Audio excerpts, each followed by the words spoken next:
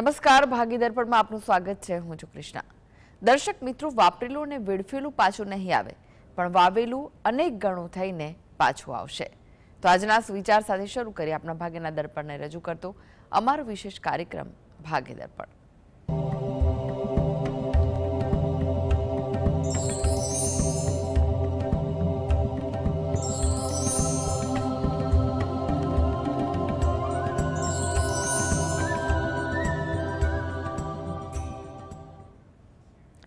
તો ભાગ્ય દર્પણમાં આપના પ્રશ્ન નિરાકરણ, રાશિફળ, પંચાંગ વિશે માહિતી અને માર્ગદર્શન આપવા માટે આપણી સાથે જોડાઈ ગયા છે જાણીતા જ્યોતિષાચાર્ય ડોક્ટર હેમલભાઈ લાઠિયા. હેમલભાઈ, ભાગ્ય દર્પણમાં આપનું સ્વાગત છે. નમસ્કાર. નમસ્કાર. હેમલભાઈ, સૌથી પહેલા વાત કરીએ આજના પંચાંગ વિશે, તો શું કહે છે આજનું પંચાંગ? આજે તારીખ 28/9/2025 રવિવાર, આસો સુદ છઠ તિથિ છે 14-26 સુધી, જ્યેષ્ઠા નક્ષત્ર છે 27-52 સુધી, પછી મૂળ નક્ષત્ર છે. આયુષ્યમાન નામનો યોગ છે અને ગર નામનું કરણ છે. આજની રાશિ છે વૃશ્ચિક, કે જેના નામાંક્ષર છે ન અને ય, જે 27-53 સુધી છે. ત્યારબાદ ધન રાશિ છે કે જેના નામાંક્ષર છે ભ, ફ, ધ, ઢ. દિન વિશેષમાં જોઈએ તો વિછુડો સમાપ્ત થાય છે 27-53. જી હેમલભાઈ, આજના રાશિફળની વાત કરીએ. રાશિમંડળની પ્રથમ 3 રાશિ મેષ, વૃષભ, મિથુન રાશિના જાતકોનો આજનો દિવસ કેવો રહેશે? મેષ રાશિ કે જેના નામાંક્ષર છે અ, લ, ઈ. કામકાજમાં થોડુંક વ્યવહારુ બનવું એ તમારા માટે અગત્યનું છે.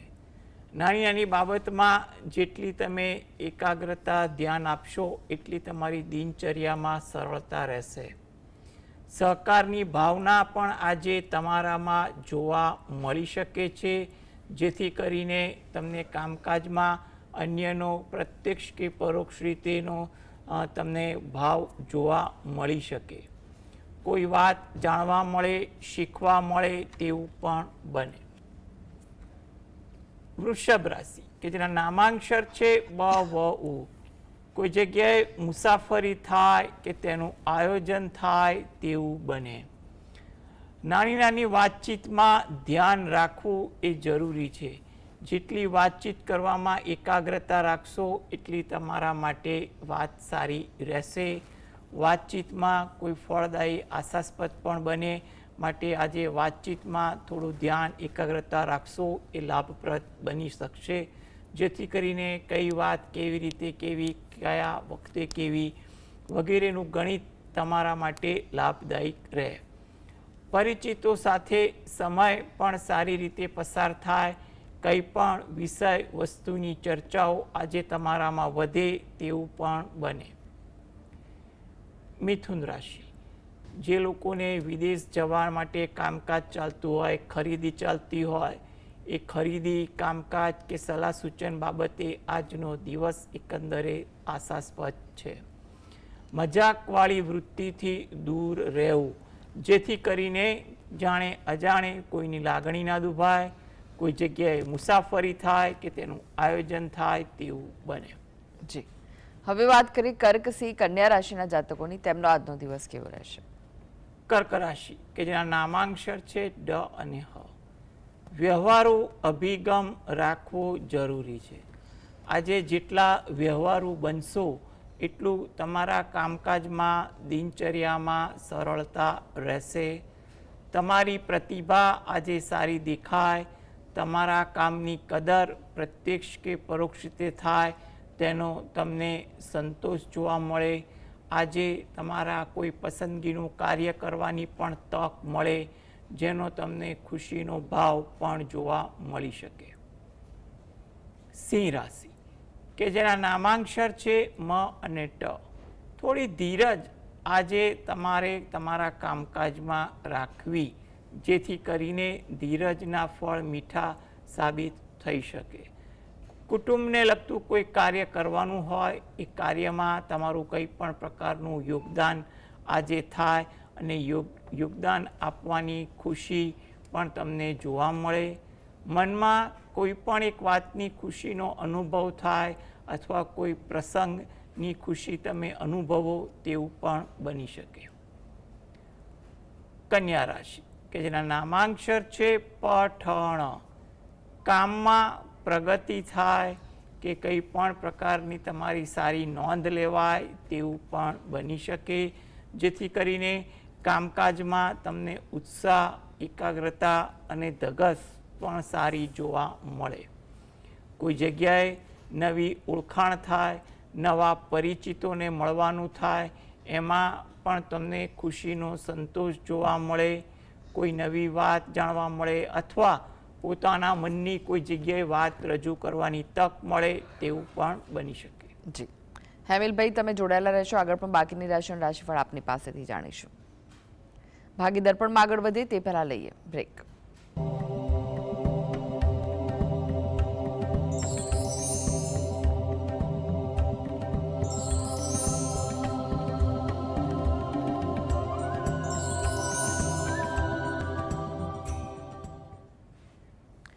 બ્રેક બાદ આપનું સ્વાગત છે. આપણી સાથે જોડાયેલા છે જાણીતા જ્યોતિષાચાર્ય ડોક્ટર હેમિલભાઈ લાઠી. હેમિલભાઈ, ફરી એકવાર રાશિફળની વાત કરીએ. તુલા, વૃશ્ચિક, ધનુ રાશિના જાતકોનો આજનો દિવસ કેવો રહેશે? તુલા રાશિ કે જેના નામાંક્ષર છે ર અને ત. આજના દિવસે થોડીક ધીરજ રાખવી, એટલે ધીરજ તમારે વાતચીત કરવામાં, કામકાજમાં કે કંઈ પણ પ્રકારના વર્તનમાં જેટલી ધીરજ હશે એટલી તમારા માટે અનુકૂળતા રહેશે, જેને કારણે તમારે તમારા કામકાજ પર સારી અસર પણ પડશે અને કામ રાબેતા મુજબ પણ થશે. ખટપટ કરનાર વર્ગથી દૂર રહેવું, જેથી કરીને જાણે અજાણે તમારાથી ખટપટ ન થાય અથવા તમે કંઈ પણ પ્રકારની ખટપટના ભોગ ન બનો કે જેને કારણે તમારે કોઈ જગ્યાએ રાગ દ્વેષ ઊભો ન થાય. માટે તમારે આજે ખટપટી લોકોથી દૂર રહેવું એ પણ ખાસ સલાહ છે. અને શક્ય હોય તો તમારે વધુ સાંભળવું અને જરૂર પૂરતો જવાબ આપવાની નીતિ એ તમારા માટે વધુ ઈચ્છનીય રહેશે. વિદ્યાર્થીઓને આજે ઇતર પ્રવૃત્તિ થોડીક વધે. આજે વિદ્યાર્થીઓને કોઈ જગ્યાએ કામકાજમાં કંઈ પણ પ્રકારની પ્રવૃત્તિમાં સમયનો વ્યય વધુ થાય, કામ પ્રત્યે થોડીક બેદરકારી પણ દેખાય, ઇતર પ્રવૃત્તિમાં કોઈ જગ્યાએ સમય સાથે નાણાંનો પણ વ્યય થાય તેવું બનવા જોગ છે. માટે આજે વિદ્યાર્થીઓ વર્ગે આજે ઇતર પ્રવૃત્તિ વધે તો તેમાં નાણાં અને સમય પણ નિયંત્રણ રાખવું એ પણ જરૂરી બને છે. વૃશ્ચિક રાશિ કે જેના નામાંક્ષર છે ન અને ય. આજે તમારે વાર્તાલાપ કરવામાં સમય થોડોક વધુ પસાર થાય. કંઈ પણ વિષય વસ્તુ એવી આવે, ઇતર વાર્તાલાપ હોય, પારિવારિક કે પ્રાસંગિક વાર્તાલાપ હોય, એ વાર્તાલાપમાં તમારો સમય વધુ પસાર થાય અને તેમાં કદાચ તમારા કામકાજ પર થોડીક વિપરીત અસર ન પડે કે વાર્તાલાપ દરમિયાન સામેની વ્યક્તિ સાથે કોઈ વિપરીત સંજોગો ઊભા ન થાય તેનું પણ ધ્યાન રાખવું એ તમારા માટે વધુ જરૂરી છે. આજે તમારા કાર્યમાં પણ ધ્યાન આપજો, જેથી કરીને કામકાજમાં કોઈ ગફલત ન થાય, ગફલતને કારણે ક્યાંક ઉશ્કેરાટ ન આવી જાય તેનું ધ્યાન રાખવું એ વધુ હિતાવહ છે. કામકાજમાં આજે કંઈ પણ કારણસર થોડીક બેદરકારી, આળસ પણ જોવા મળે અને જેની અસર કામકાજ પર પણ પડતી જોવા મળે. માટે એનામાં ધ્યાન રાખવું એ વધુ હિતાવહ છે.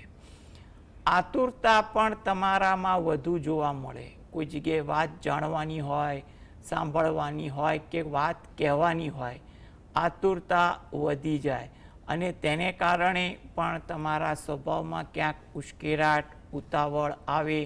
કોઈ જગ્યાએ એને કારણે કામકાજ પર પણ વિપરીત અસર ન પડે કે અન્ય કામકાજ ટાળી ન જવાય તેનું ધ્યાન આજના દિવસે રાખવું ખૂબ જરૂરી છે. ધનરાશિ, આ જાતકોને આજે કોઈ કામની વાત કે પોતાના મનને પસંદ પડે એવી કોઈ વાત જાણવા મળે, જેથી કરીને આજે તેમને આજે દિનચર્યામાં ઉત્સાહ સારો જોવા મળે. કોઈ જગ્યાએ શીખવાનું હોય, જાણવાનું હોય અથવા પોતાના મનની વાત ક્યાંક રજૂ કરવાની હોય એ બાબતે આજે એની દિનચર્યામાં સારી તક મળે તેવા યોગ દેખાઈ રહ્યા છે. કામકાજમાં પણ આજે ઉત્સાહ જોવા મળે, કારણ કે કોઈ વાતની આજે એવી જાણકારી હોય અથવા એની અપેક્ષા હોય એને કારણે કામકાજમાં આજે તમારી પ્રવૃત્તિમાં પણ ઉત્સાહ થોડોક વધુ જોવા મળે તેવું બની શકે છે. ઉત્સાહમાં ઉશ્કેરાટ ન આવી જાય માટે ઉશ્કેરાટથી પણ બચવું, જેથી કરીને કોઈ જગ્યાએ દ્વિધા ન થાય, સંઘર્ષ ન થાય કે કોઈ અગત્યની વાતચીતમાં કોઈ વિક્ષેપ ના પડે, ગેરસમજ ન થાય વગેરે બાબતથી બચવા માટે આજે ઉશ્કેરાટ ભર્યા વાતાવરણથી બચવું એ તમારા માટે ઈચ્છનીય છે. જી, એક દર્શક મિત્ર જોડાઈ ગયા છે, નરસિંહભાઈ છે. નરસિંહભાઈ, આપને જેમના માટે પ્રશ્ન પૂછવો હોય તેમની જન્મ તારીખ જણાવો. 23/10/1960. જન્મનો સમય? સવારે 5:30 વાગે. અને સ્થળ કયું છે? પેટ બ્રહ્મા. જી, પ્રશ્ન જણાવો, શું પૂછવું છે? છેલ્લા 5 વર્ષથી બીમારી પુષ્કળ રહે છે અને ગમે તેટલી દવાઓ કરાવું છું તો બી દવાની કોઈ અસર થતી નથી ને શરીરમાં નબળાઈ આવતી જાય છે. જી, જો તમારો જે પ્રશ્ન જે છે એમાં એવું કહેવાય કે તમારે સૌપ્રથમ તો તબિયત અંગે થોડી કાળજી અને જ્યાં જરૂર પડે ત્યાં દાક્તરી માર્ગદર્શન લઈ આગળ સારવાર કરવી હિતાવહ બને છે. 2025 આ બાબતે મધ્યમ તો દેખાય છે, પરંતુ આગળ 2026થી પરિસ્થિતિ ધીરે ધીરે સુધરી શકે તેવું બને માટે થોડીક તમારે કાળજી રાખવી, જ્યાં જરૂરી પડે જે તે વિષયનું માર્ગદર્શન રાખવું અને શક્ય હોય ત્યાં સુધી કોઈ ગંભીર ચિંતા કે અતિ વિચારમાં આવીને દુઃખી ન થવું, શક્ય હોય એટલું તમારે માર્ગદર્શન સારવારથી આગળ વધવું. તદુપરાંત તમારે જોવા જાઓ તો સારા આરોગ્યની હેતુ માટે તમે દરરોજ જે સવારે શંકર ભગવાનના કોઈ પણ મંત્રની માળા કરી શકો અથવા રામ રક્ષા સ્તોત્રના પાઠ વાંચો એ તમારા માટે અગત્યના છે. પાઠ વાંચી પણ શકાય અથવા સાંભળી પણ શકાય. એ પછી હનુમાન દાદાના કોઈ પણ પાઠ જેવા કે હનુમાન ચાલીસા કે બજરંગ બાણ જેવા પાઠ તમે થોડો સમય માટે વાંચો. 1 વાર કે 5 વાર પાઠ વાંચવાથી તમારામાં પણ ધીરે ધીરે સુધારો આવી શકે. એટલે તમે રોજિંદી ભક્તિમાં આ પ્રકારની થોડીક ભક્તિ કરશો, થોડી ધીરજ રાખશો તો એનું આગળ સારું પરિણામ આવે તેવું કહી શકાય. શોભનાબેન જોડાઈ ગયા છે. શોભનાબેન, આપણે જેમના માટે પ્રશ્ન પૂછવા હોય તેમની જન્મ તારીખ જણાવો. હા, મારા દીકરાની જન્મ તારીખ છે 14/6/92. જન્મનો સમય કયો છે? સાંજના 6:45. અને સ્થળ કયું છે જન્મનું? સ્થળ ઉપલેટા. પ્રશ્ન જણાવો, શું પૂછવું છે? એમને નવું મકાન લેવું છે રાજકોટમાં, તો એમના યોગ કઈ છે ને ઉત્તર પૂર્વ કે દક્ષિણ પશ્ચિમમાં કઈ બાજુ લઈએ રાજકોટમાં? હા, જો આ બહુ જ પ્રશંસનીય સવાલ છે, ખૂબ જ સારો કે જે શહેરમાં જવું છે તો એ શહેરની કઈ દિશા. જ્યોતિષશાસ્ત્ર અને વાસ્તુશાસ્ત્રમાં આનું સુંદર માર્ગદર્શન આપ્યું છે, એ જે ખૂબ જ પાયાની વસ્તુ છે. જો કુંડળી મુજબ તમે ગણતરી કરવા જાઓ તો એ દિશામાં તમે રહેવાનું નક્કી કરો તો એ તમારા માટે વધુ ફળદાયી બની શકે. એટલે તમારો આ પ્રશ્ન જે છે અને રાજકોટ જેવા શહેરમાં તમારે રહેવા માટે આવવાની ઈચ્છા છે, એટલે હું દિશા કહી શકીશ, કારણ કે એ દિશામાં કયો વિસ્તાર આવે એ કદાચ તમને વધારે ખબર હોય. એટલે વાસ્તુશાસ્ત્રમાં આ એક કાંકીળી ચક્ર છે અને જ્યોતિષમાં કઈ દિશા બળવાન છે એનો સમન્વય જો કરવામાં આવે તો એ સમન્વય મુજબ જોવા જાઓ તો તમારે ઉત્તર અથવા પશ્ચિમ દિશા જો તમારામાં એમાં કોઈ સારી જગ્યા અનુકૂળ આવતી હોય એ તમારે પસંદ કરવી એ હિતાવહ છે. એટલે રાજકોટ શહેરની ઉત્તરમાં જે વિસ્તાર આવતો હોય અથવા પશ્ચિમમાં જે વિસ્તાર આવતો હોય એમાં અનુકૂળતા હોય, અથવા તમને કોઈ વિસ્તાર ગમી ગયો હોય, ધારો કે ઉત્તર પશ્ચિમ અનુકૂળ ના આવતું હોય, સગાવાલા દૂર હોય, પરિવાર દૂર હોય, તો પછી જે વિસ્તાર તમે પસંદ કરો એ પસંદ કરેલા વિસ્તારમાંથી તમે એ વિસ્તારની આ દિશા ઉત્તર પશ્ચિમમાં કોઈ સ્કીમ હોય, રેસિડેન્શિયલ હોય તો એમાં જવું. અથવા સૌથી સારો નિયમ એ છે કે મધ્ય, રાજકોટની મધ્યમાં રહો તો દરેક રાશિ માટે અનુકૂળ કહેવાય છે. તો જો મધ્યમાં પણ અનુકૂળ આવે તો ત્યાં પણ વિચારવું હિતાવહ છે. શાંતિલાલભાઈ જોડાઈ ગયા છે. શાંતિલાલભાઈ, આપને જેમના માટે પ્રશ્ન પૂછવો હોય તેમની જન્મ તારીખ જણાવો. 24/2/2024. સમય? 9:37. 9 અને સમય ફરી એકવાર જણાવશો? દિવસનો છે કે રાતનો? સવારના મોર્નિંગ. જી. અને જન્મ સ્થળ બારડોલી. અને કેટલો? 9 અને 37. 37. જી. પ્રશ્ન જણાવો હવે. હવે એના જન્માક્ષર જોતા કંઈક નડતર આવે છે, કોઈ પૂજા વિધિ કરવાની થાય? જો હજી તો ઉંમર ઘણી નાની છે, તમે સારું છે અગમચેતીના ભાગરૂપે આ પ્રશ્ન પૂછ્યો. એટલે એટલું તમને એક વસ્તુ તમને કહી દઉં કે કુંડળીમાં જોશો ને તો સારા અને નરસા બંને યોગ આવતા હોય છે. એટલે સારા યોગમાં ગોચર સારું હોય તો સારું ફળ પણ મળે અને કોકવાર પરીક્ષા પણ થાય. એટલે તમે હાલમાં આ ઉંમરની દ્રષ્ટિએ જોવા જાઓ તો તમારે થોડીક ધીરજ રાખો.